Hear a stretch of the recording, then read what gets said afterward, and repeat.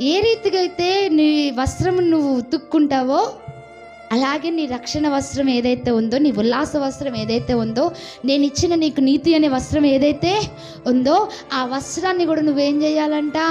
ఉతకాలి.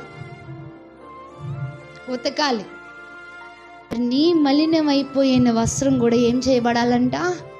చెప్పాలి. ఏం చేయాలి? ఉతకబడాలి. దేని చేత మలినమయ్యింది? పాపము చేత, అపరాధముల చేత, దోషముల చేత దేవుడిచ్చిన వస్త్రం ఏమైందట? మలినమయ్యింది.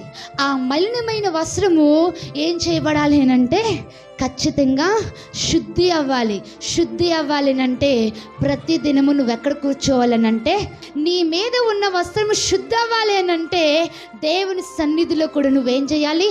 కూర్చోవాలి, మోకాలేయాలి, కన్నీరు కార్చాలి. ప్రభా, ఈ తప్పిదం వలన నా వస్త్రము, నీవిచ్చిన వస్త్రము మురికైపోయిందేమో, ఈ తప్పిదం వలన, ఈ లోపం వలన నా వస్త్రము ఇదిగో పాడైపోయిందేమో. అయ్యా, నన్ను ఒక్కసారి కడిగయ్యా, నన్ను ఒక్కసారి అయ్యా నన్ను శుద్ధి చేయి ప్రభా, నన్ను ఒక్కసారి తెల్లగా మార్చు ప్రభా. అందుకే కీర్తనకాడైన దావీదు అంటాడు, అయ్యా నన్ను హిమము కంటే తెల్లగా మార్చు. దేవునికి స్తోత్రం కలుగును గాక.